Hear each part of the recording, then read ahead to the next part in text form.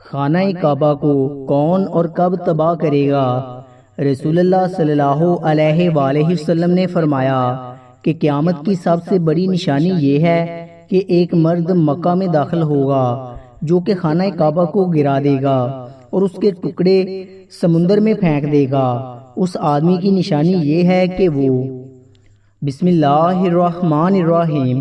السلام علیکم ناظرین، خانہ کعبہ اللہ تعالیٰ کا گھر ہے اور اس کی حفاظت کی ذمہ داری بھی خود اللہ تعالیٰ نے لی ہے، لیکن یہ قیامت کی نشانیوں میں سے ایک نشانی ہے کہ ایک شخص خانہ کعبہ کو گرائے گا۔ ناظرین، اس واقعے کی تفصیل سے پہلے آپ کو بتاتے چلیں کہ یمن کے بادشاہ ابرہہ نے خانہ کعبہ کو گرانے کی کوشش کی تھی تو اس کا کیا حشر ہوا تھا۔ حضور اکرم صلی اللہ علیہ وآلہ وسلم کی پیدائش سے صرف 25 دن پہلے یمن کا بادشاہ ابرہہ ہاتھیوں کی فوج لے کر کعبہ کو ڈھانے کے لیے مکہ پر حملہ آور ہوا تھا۔ اس کا سبب یہ تھا کہ ابرہہ نے یمن کی دارالسلطنت صنعاء میں ایک بہت ہی شاندار اور عالی شان گرجا گھر بنایا اور یہ کوشش کرنے لگا کہ عرب کے لوگ بجائے خانہ کعبہ کے یمن آ کر اس گرجا گھر کا حج کیا کریں۔ جب مکہ والوں کو یہ معلوم ہوا تو قبیلہ کنانا کا ایک شخص غیظ و غضب میں جل بھن کر یمن گیا اور وہاں کے گرجا گھر میں پخانہ کر کے اس کو نجاست سے لت پت کر دیا۔ جب ابرہہ نے یہ واقعہ سنا تو وہ طیش میں آپے سے باہر ہو گیا اور خانہ کعبہ کو ڈھانے کے لیے ہاتھیوں کی فوج لے کر مکہ پر حملہ کر دیا، اور اس کی فوج کے اگلے دستے نے مکہ والوں کے تمام اونٹوں اور دوسرے مویشیوں کو چھین لیا۔ اس میں 200 یا 400 اونٹ کے عبد المطلب کے بھی تھے۔ حضرت عبد المطلب کو اس واقعہ سے بڑا رنج پہنچا، چنانچہ آپ اس معاملے میں گفتگو کرنے کے لیے اس کے لشکر میں تشریف لے گئے۔ جب ابرہہ کو معلوم ہوا کہ قریش کا سردار اس سے ملاقات کرنے کے لیے آیا ہے تو اس نے آپ کو اپنے خیمے میں بلا لیا، اور جب حضرت عبد المطلب کو دیکھا، ایک بلند قامت، روبدار اور نہایت ہی حسین و جمیل آدمی ہے جس کی پیشانی پر نور نبوت کا جلال چمک رہا ہے۔ صورت دیکھتے ہی ابرہہ مرعوب ہو گیا اور بے اختیار تخت شاہی سے اتر کر آپ کی تعظیم و تکریم کے لیے کھڑا ہو گیا اور اپنے برابر بٹھا کر دریافت کیا کہ کہیے سردار قریش، یہاں آپ کی تشریف آوری کا کیا مقصد ہے؟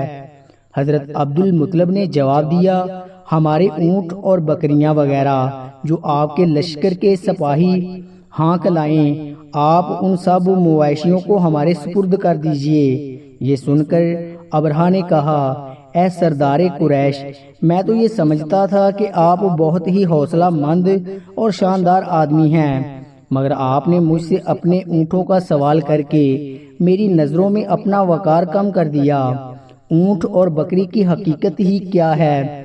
میں تو آپ کے کعبہ کو توڑ پھوڑ کر برباد کرنے کے لیے آیا ہوں، آپ نے اس کے بارے میں کوئی گفتگو نہیں کی۔ حضرت عبد المطلب نے کہا کہ مجھے تو اپنے اونٹوں سے مطلب ہے، کعبہ میرا گھر نہیں ہے بلکہ وہ خدا کا گھر ہے، وہ خود اپنے گھر کو بچا لے گا، مجھے کعبے کی ذرا بھی فکر نہیں ہے۔ یہ سن کر ابرہہ اپنے فرعونی لہجے میں کہنے لگا کہ اے سردار مکہ، سن لیجئے، میں کعبہ کو ڈھا کر اس کی اینٹ سے اینٹ بجا دوں گا اور روئے زمین سے اس کا نام و نشان مٹا دوں گا، کیونکہ مکہ والوں نے میرے گرجا گھر کی بڑی بے حرمتی کی ہے، اس لیے میں اس کا انتقام لینے کے لیے کعبے کو مسمار کر دینا ضروری سمجھتا ہوں۔ حضرت عبد المطلب نے فرمایا کہ پھر آپ جانیں اور خدا جانے، میں آپ سے سفارش کرنے والا کون؟ اس گفتگو کے بعد ابرہہ نے تمام جانوروں کو واپس کر دینے کا حکم دے دیا اور عبد المطلب تمام اونٹوں اور بکریوں کے ساتھ لے کر اپنے گھر چلے آئے اور مکہ والوں سے فرمایا کہ تم لوگ اپنے اپنے مال مویشیوں کو لے کر مکہ سے باہر نکل جاؤ اور پہاڑوں کی چوٹیوں پر چڑھ کر دروں میں چھپ کر پناہ لو۔ مکہ والوں سے یہ کہہ کر پھر خود اپنے خاندان کے چند آدمیوں کو ساتھ لے کر خانہ کعبہ میں گئے اور دروازے کا حلقہ پکڑ کر انتہائی بے قراری اور گریہ زوری کے ساتھ دربار باری میں اس طرح دعا مانگنے لگے کہ اے اللہ، بے شک ہر شخص اپنے اپنے گھر کی حفاظت کرتا ہے، لہٰذا تو بھی اپنے گھر کی حفاظت فرما اور سلیب والوں اور سلیب کے پچاریوں عیسائیوں کے مقابلے میں اپنے اطاعت شعاروں کی مدد فرما۔ حضرت عبد المطلب نے یہ دعا مانگی اور اپنے خاندان والوں کے ساتھ لے کر پہاڑ کی چوٹی پر چڑھ گئے اور خدا کی قدرت کا جلوہ دیکھنے لگے۔ ابرہہ جب صبح کو کعبہ ڈھانے کے لیے اپنے لشکر جرار اور ہاتھیوں کی قطار کے ساتھ آگے بڑھا اور مقام مغمس میں پہنچا تو خود اس کا ہاتھی، جس کا نام محمود تھا، ایک دم بیٹھ گیا۔ ہر چند مارا اور بار بار للکارا مگر ہاتھی نہیں اٹھا۔ اسی حال میں قہر الہی ابابیلوں کی شکل میں نمودار ہوا اور ننھے ننھے پرندے جھنڈ کی جھنڈ، جن کی چونچ اور پنجوں میں تین تین کینکریاں تھیں، سمندر کی جانب سے حرم کعبہ کی طرف آنے لگے۔ ابابیلوں کے ان لشکروں نے ابرہہ کی فوجوں پر اس زور و شور سے سنگ باری شروع کر دی کہ آن کی آن میں ابرہہ کے لشکر اس کے ہاتھیوں کے پرخچے اڑ گئے۔ ابابیلوں کے سنگ باری خداوند قہار و جبار کے قہر و غضب کی ایسی مار تھی کہ جب کوئی کینکری کسی فیل سوار کے سر پر پڑتی تو وہ اس آدمی کے بدن کو چھیدتی ہوئی ہاتھی کے بدن کو بھی پار ہو جاتی۔ ابرہہ کی فوج کا ایک آدمی بھی زندہ نہیں بچا اور سب کے سب ابرہہ اور اس کے ہاتھیوں سمیت اس طرح ہلاک و برباد ہو گئے کہ ان کے جسموں کی بوٹیاں ٹکڑے ٹکڑے ہو کر زمین پر بکھر گئیں۔ چنانچہ قرآن مجید کی سورہ فیل میں خداوند قدوس نے اس واقعے کا ذکر کرتے ہوئے ارشاد فرمایا، یعنی اے محبوب، کیا آپ نے نہ دیکھا کہ آپ کے رب نے ان ہاتھی والوں کا کیا حل کر ڈالا؟ ان کے داؤں کو تباہی میں نہ ڈالا اور ان پر پرندوں کی ٹکڑیاں بھیجی تاکہ انہیں کینکر کے پتھروں سے ماریں، تو انہیں چبائے ہوئے بس جیسا بنا ڈالا۔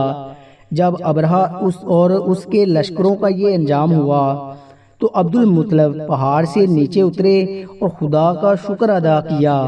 ان کی اس کرامت کا دور دور تک چرچا ہو گیا اور تمام اہل عرب ان کو ایک خدا رسیدہ بزرگ کی حیثیت سے قابل احترام سمجھنے لگے۔ تو ناظرین، اب آپ کو اس واقعے کے بارے میں بتاتے ہیں جو قیامت کے نزدیک پیش آئے گا اور جس کے بارے میں حضرت محمد صلی اللہ علیہ وآلہ وسلم نے فرمایا تھا۔ اللہ پاک کا آپ صلی اللہ علیہ وآلہ وسلم پر خاص کرم یہ ہے کہ آپ صلی اللہ علیہ وآلہ وسلم کو اللہ پاک نے تمام علوم عطا فرمائے جن کا تصور ہمارا انسانی ذہن کبھی نہیں کر سکتا۔ جو بات ہمارے نبی صلی اللہ علیہ وآلہ وسلم نے فرما دی وہ پوری ہو کر رہے گی۔ اللہ پاک ارشاد فرماتے ہیں، اور وہ کوئی بات اپنی خواہش سے نہیں کرتے، وہ تو نہیں مگر وہی جو انہیں کی جاتی ہے۔ اللہ کے علم کے سمندر کے مقابلے میں نبی اکرم کا علم ایک قطرہ ہے، مگر آپ صلی اللہ علیہ وآلہ وسلم کا یہ قطرہ تمام مخلوق کے لیے ایک سمندر کے برابر ہے۔ یہ بات سچ ہے کہ آپ صلی اللہ علیہ وآلہ وسلم کے علم کے بارے میں اندازہ نہیں لگا سکتے۔ اللہ کی ذات تو بہت ہی وسیع ہے، ہم اس کا اندازہ کس طرح لگائیں گے؟ آپ صلی اللہ علیہ وآلہ وسلم نے اپنے سے پہلے گزرے ہوئے انبیاء کرام اور ان کی امتوں کے ساتھ ساتھ آنے والے وقتوں کے بارے میں بھی اپنی امت کو آگاہ کر دیا۔ محدثین اور مفسرین کا کہنا ہے کہ جب قیامت قریب آنے والی ہوگی تو خانہ کعبہ کو گرائے جانے کا واقعہ پیش آئے گا۔ جن لوگوں کو اس کی حدیث کے بارے میں علم ہے اس کو اس بارے میں حدیث مبارکہ کی روشنی میں بتاتے ہیں۔ خانہ کعبہ اللہ پاک کی نشانیوں میں سے ایک عظیم و شان نشانی ہے۔ جب تک کعبہ قائم ہے اس وقت تک دنیا بھی قائم و دائم رہے گی۔ جب خانہ کعبہ کو گرایا جائے گا تب قیامت رونما ہوگی۔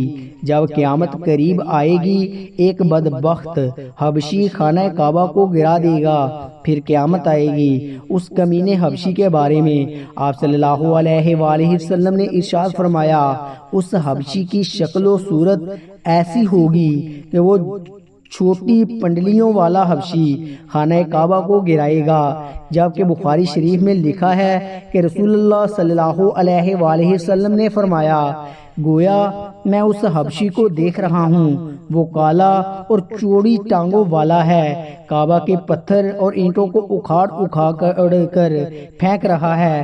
بخاری شریف میں ہے کہ قرب قیامت کے وقت حضرت عیسیٰ علیہ السلام کی پردہ کرنے کے بعد جب لوگوں کے سینوں سے قرآن پاک اللہ اٹھا لے گا تو اس کے بعد وہ بدبخت حبشی خانہ کعبہ کو گرائے گا۔ اس حدیث میں افج لفظ کا استعمال ہوا ہے، اور افج وہ ہے جو اکڑتا ہوا چلے یا چلنے میں اس کے دونوں پنجے نزدیک رہیں اور دونوں ایڑیوں میں فاصلہ رہے۔ وہ حبشی مردود جو قیامت کے قریب خانہ کعبہ کو ڈھائے گا اسی شکل کا ہوگا۔ دوسری روایت میں ہے کہ اس کی آنکھیں نیلی، ناک پیلی ہوگی اور پیٹ بڑا ہوگا۔ اس کے ساتھ لوگ ہوں گے، وہ کعبہ کا ایک ایک پتھر اکھاڑ ڈالیں گے اور سمندر میں لے جا کر پھینک دیں گے۔ یہ قیامت کی بالکل نزدیک ہوگا۔ یہاں یہ بات ذہن میں رہے کہ ان قیامت کی نشانیوں سے متعلق روایات میں چند ایک معاملات و شخصیات کو چھوڑ کر ان کا ظاہر ہونے کا وقت، حالات و شخصیات، اقوام عالم کا معاملہ کافی نامعلوم ہے اور واضح نہیں ہے کہ اس پر کوئی حتمی رائے دی جا سکے کہ کب کون کیسے خروج کرے گا وغیرہ۔ آج کل کی سیاسی تناظر میں لوگ اور اکثر علماء کرام بھی یہ سمجھ رہے ہیں کہ بس قیامت صرف چند سالوں یا دہائیوں میں آنے والی ہے۔ کعبہ اور مسجد نبوی کو حبشی جنگجو تباہ کریں گے اور یہ خود زمین میں دس جائیں گے۔ آئندہ چند سالوں میں امام مہدی اور حضرت عیسیٰ علیہ السلام کا نزول ہو جائے گا۔ برمودا ٹرائی اینگل سے دجال نمودار ہوگا اور فتنہ پھیلائے گا۔ یہودیوں، عیسائیوں اور مسلمانوں کی آپس میں جنگ ہوگی جو بس چند دن کی دوری پر ہے۔ حقیقت یہ ہے کہ سب کی کیا صحرائیاں ہیں جو سادہ لوح عوام الناس کو محفوظ کرنے اور عمل و جہاد سے دور کرنے کے لیے کی جاتی ہیں۔ اگر گہری نگاہ سے دیکھا جائے تو بڑے بڑے فتنے تو کئی صدیاں پہلے سے ہی رونما ہونے شروع ہو گئے تھے۔ کتنے ہی لوگوں نے مہدی ہونے کا ڈرامہ رچایا، کتنی ہی دفعہ مسلمان اور یہود و نصارہ میں بڑی جنگیں ہوئیں، کتنی مرتبہ قبلہ اول فتح ہوا، کتنی مرتبہ قبلہ اول پر یہودیوں کا قبضہ رہا، کتنی مرتبہ دجال نما انسان پیدا ہوئے، لیکن ان کا ذکر قرب قیامت کے سلسلے میں نہیں ہوتا۔ صرف 20ویں اور 21ویں صدی کے سیاسی معاملات و واقعات کو ہی قرب قیامت سمجھ لیا جانے لگا، جبکہ نبی کریم صلی اللہ علیہ وآلہ وسلم نے ایک فرمان کے مطابق آپ کی وفات کے بعد کا سارا زمانہ قرب قیامت ہی ہے، چاہے کتنی صدیاں بیت جائیں۔ لہذا علماء کو چاہیے کہ آج کل کی سیاسی پروپوگنڈے سے متاثر ہو کر ان عوام الناس کو محفوظ کرنے کی بجائے ان کو نیک اعمال و جہاد فی سبیل اللہ کی ترغیب دیں۔ اللہ تعالیٰ سے دعا ہے کہ اللہ تعالیٰ ہمیں نیک کام کرنے کی توفیق دے اور برائیوں سے دور رہنے کی ہمیں ہمت و توفیق عطا فرمائے، آمین۔ ناظرین، کامنٹ باکس میں اللہ تعالیٰ کے 99 ناموں میں سے ایک نام ضرور ٹائپ کریں۔ شکریہ۔